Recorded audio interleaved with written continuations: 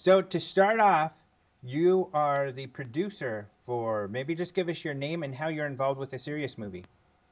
Okay, my name's JD Seraphine. I'm the producer of Sirius and partnered with Amardeep Kaleka, the director of the film, and Never Ending Light Productions to produce the movie. Uh-huh.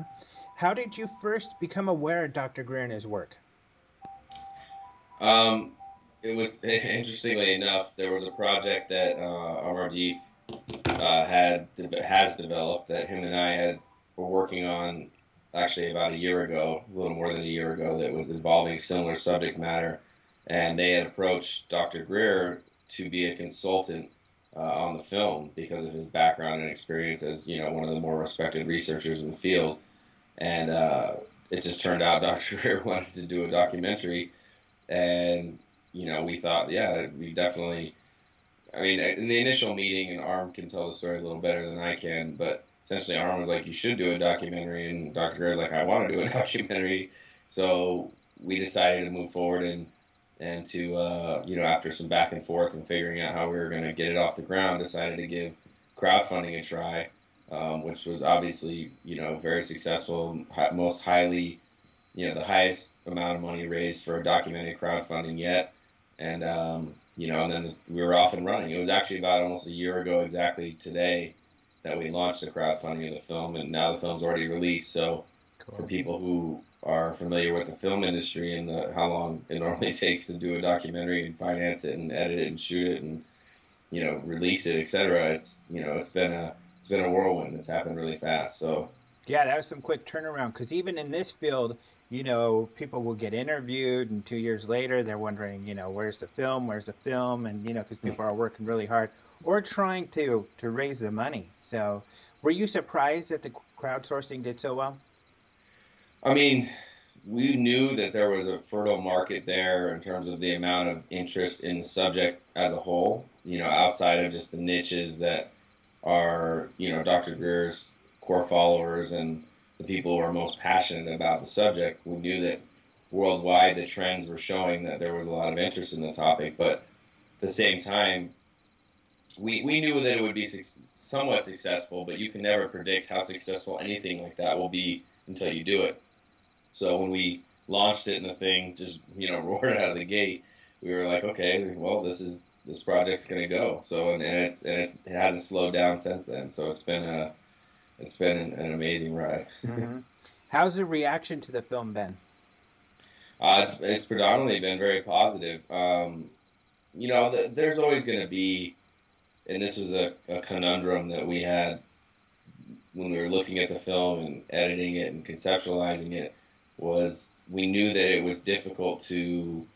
This is a very complex topic that's difficult to explore in detail, and so we had to pick at certain points which direction creatively we were going to go, and ultimately we chose to go in a direction to create a narrative that would be better suited for an audience that is not necessarily the audience that's already initiated into this stuff or is already well researched on it. There's a number of places where we could have gone deeper into more detail or more evidence, but as it was, I mean, to keep the film at a manageable length and cover these different complex topics that both us and Dr. Greer wanted to cover in the film, we took an approach that hopefully a mainstream audience or an audience that isn't familiar with the topic would watch the film and would walk away with the desire to investigate further into the field and realize that there is some phenomena and evidence that's there that warrants further investigation. I mean, that's the overarching theme that we were driving for. It wasn't about trying to include every piece of evidence or every video or every every photo, because there's so much. I mean, what is real and what is not real, and we try to go with the stuff that for the most part we could vet and find corroboration for to include in the documentary. But of course there's going to be stuff that we left out. There's going to be stuff we didn't address, that certain segments of the UFO community might think is valid and very important. So there have obviously been a few people that are not happy with the fact that they felt like we could have gone further or done more in that respect. But by and large, most of the feedback we've been getting is extremely positive, predominantly based on the production value of the film and the quality of the narrative that we put together, and people saying consistently that they're just blown away by the narrative and how they're able to follow it and how they're able to absorb a lot of complex information and in a documentary that's under 2 hours. So Yeah, that's a lot of information that you all covered. And, one thing I don't think anybody can argue is Greer has gotten some of the most amazing interviews. And so that's not as controversial. One thing that's a little more controversial, and I was wondering how you felt about kind of having this earlier on the film, is the meditation sessions that he'll have like out in in Colorado and places, and where they'll kind of try to communicate with extraterrestrials and get these UFOs and stuff. Has that, do you think, been difficult for the mainstream to adapt to, or to conceptualize, or what's been the reaction that way? Well, to be honest, it seems like more people within certain sects of the ET or UFO community seem to react more than the mainstream people to it, because in a negative way. Because what happens is that we've looked at and we encountered as we were trying to engage different people to be in the film, interview different other researchers or other people that are not Dr. Greer, is that there's this, like, the UFO community is very divided and very fractured. And that's, in our opinion, a big part of why there hasn't been more progress made on the subject, is because people are constantly fighting and trying to undercut each other every chance they get to discredit that guy or discredit this guy, because and it's a lot of it has to do with ego, and not to say that Dr. Greer is immune to that. I mean, he's the first to admit that he's a very confident person, to put it mildly, but he's also been through a lot of stuff, and he's had to carry a chip on his shoulder, I think, to get through the amount of mud, to not use an inappropriate word, that he's had to wade through over the years. And he's not perfect by any means, but I think that within that context, a lot of the guys in this world probably have similar reasons for why they kind of all have chips on their shoulders. So it's, the CE5 stuff is, if you talk to an ordinary person, you tell them, this guy believes that he can meditate and make contact with interdimensional beings and actually get them to come down in the sky, and then he can signal them and they signal back to him or whatever. You tell anybody that on the street and they're going to be interested. So it was like, how do we not include something to that effect? And not only that, the director of the film goes to Colorado and experiences it firsthand. We film it. He doesn't know how to explain the phenomenon. I mean, one thing if we went there and nothing happened, we would have been like, oh, we would have documented that nothing happened. But it wasn't the case. There's clearly some sort of UFO, wherever it came from, what it is, whether it's extraterrestrial or not, people can argue about that. But you see a military jet, and he saw it in person, and we got it on camera, go straight at this thing. And you can see it in the video. It's like a certain size, and it goes up and into space. It doesn't go, like, flash out. It literally, you can see it go up, up, up, gone. So, I mean, the reason that we included it, when we restructured the film, we tried to encapsulate that part of it into its own kind of section early on, where we're dealing with the UFO phenomena early on in the film, to try to really hammer it home to people that this phenomena is real, it's unexplainable, and there's a lot of evidence to warrant that the claims that we make later as the film carries on, because that's the challenge of the narrative. Is you could go down any one of these rabbit holes, and the deeper you go, the more that you're not going to find solid ground to stand on. So we tried to find places where we could find that solid ground to connect a narrative that an audience who's doesn't already believe that the UFOs are ready to land, or that the UFOs are real and making contact, would be able to watch it and say, wow, that's interesting. I hadn't really thought of it. I didn't realize that, there was a guy who was an FAA director or chief who did this and said that there was a cover-up, or this guy from the military, or that guy from the military, or I didn't realize that people were actually going out and meditating and following these certain protocols, or they're actually having some phenomena occur. Like, whatever the source of that phenomena is, we could argue it. But the funny thing, I'll share a little story, is we had a JPL scientist, one of the top guys involved, that was involved with the Mars program, and he's involved with another project called the Orion Project, that was here, that watched the film and, hung out with us over the opening weekend. And we explained to him that he was very interested in the particular part of the film that deals with that phenomenon. And he was asking us, like, what time of night was it? So we gave him the information, and he's like, it doesn't make sense. It couldn't have been a satellite.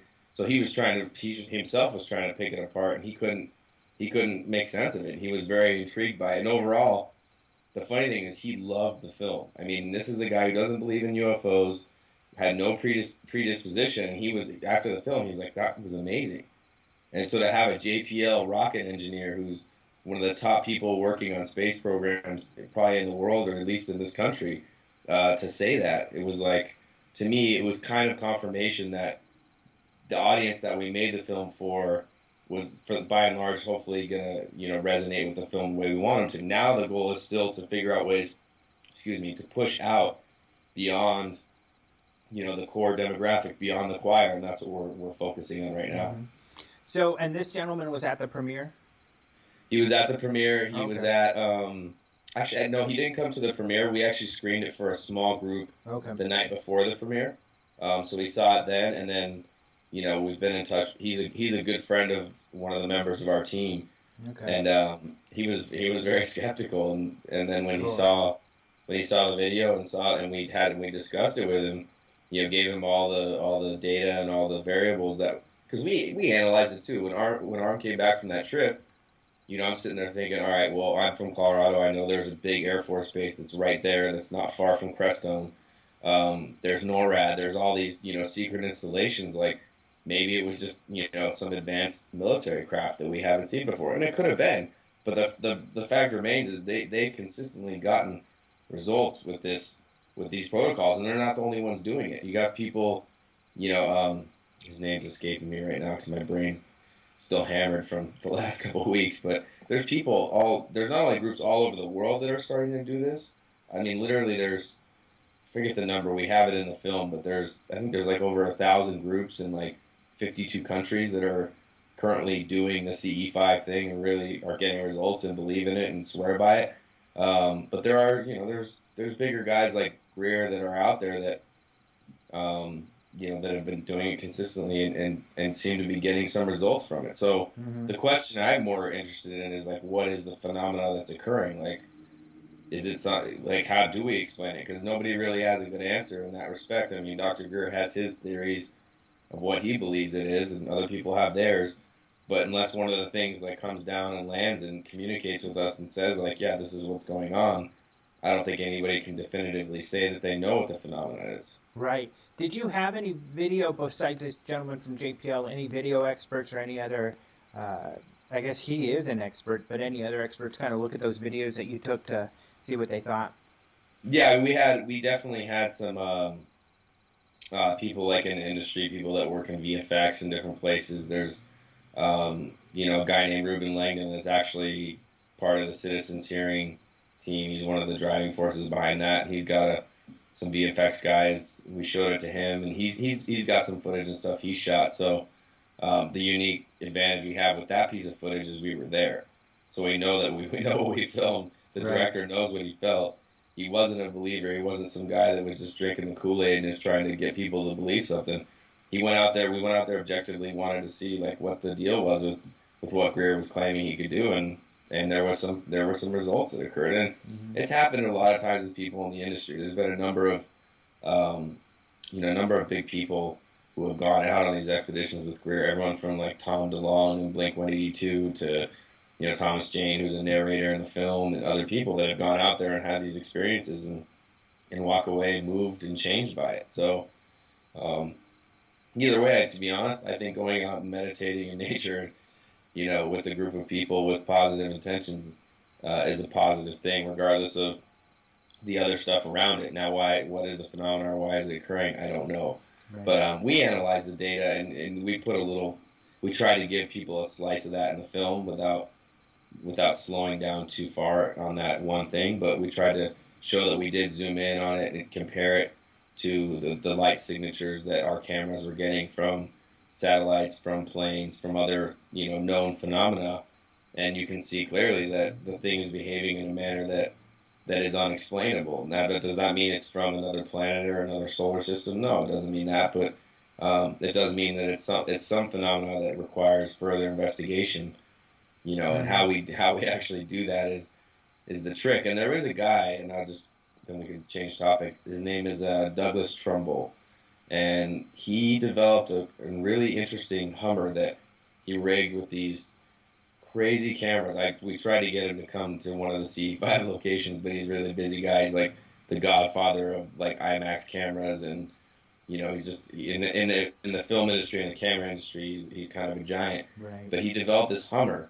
where he had these infrared cameras, every kind of camera you could imagine, and he also was building a computer algorithm so he could take different things like planes, satellites, things that we knew were happening that are explainable, and kind of rule them out as the camera's picking up on things, so that if anything that didn't fit the algorithm came, into the camera, that it would automatically flag it and start tracking it with all the cameras.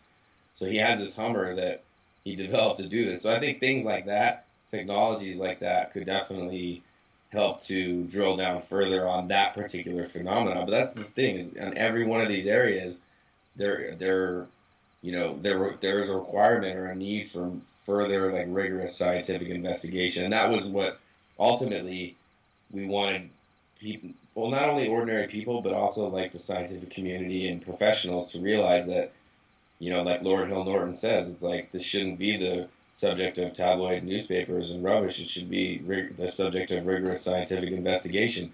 And to be honest, it hasn't really been for ever. I mean, I think there's little snippets of cases where individuals who have worked hard, or researchers who have sacrificed a lot, have found ways to make a small move here or a small move there. But as a whole, the scientific community still views the subject with through the light or through the lens of ridicule, because that's that was part of the whole plan in terms of the cover-up and disinformation, campaign that the U.S. government put in place, and it was effective. If you say UFO now, there's automatically a connotation that goes with it. But I think we have a society now that evolves and changes quickly, and I think the more that people's minds are opening up that there is intelligent life out there in the universe, you have ancient aliens, you have these different shows that have started to push the trend. I think that ultimately we're going to see a shift in that paradigm. I want to ask you a couple more questions because Greer is ready to come on actually also in just a sec. But two quick questions. So I wanted to ask about the premiere, because I think one thing that can help is when celebrities do get involved. You have Thomas Jane narrate. I thought he did a great job. Did you have any other celebrities show up at your Hollywood premiere? Yeah, we had Matt Modine, Joe Rogan, Tim Robbins, who was there, wow, who just happened to come with someone else. Cool. There's a few other people I'm trying to remember. A few that didn't come that were supposed to, of course, as is always the case in Hollywood. Right. I mean, there was honestly, we're pretty well connected in town, and we had a number of very influential people that had saw the film at the premiere the night before. Heads of major distribution companies and studios and marketing people and people in technology in different areas, and the overall response has been very good. So cool. I think I'll have to end because we'll get over, because I know Greer's probably super swamped right now. So we'll interview him real quick. But thanks a lot for doing this for us, and hopefully we'll stay in contact. Go Broncos! Tell Dr. Greer I said hi. If you guys need anything, let me know. Okay, will do. Thanks again, man. All right, thanks, Alejandro.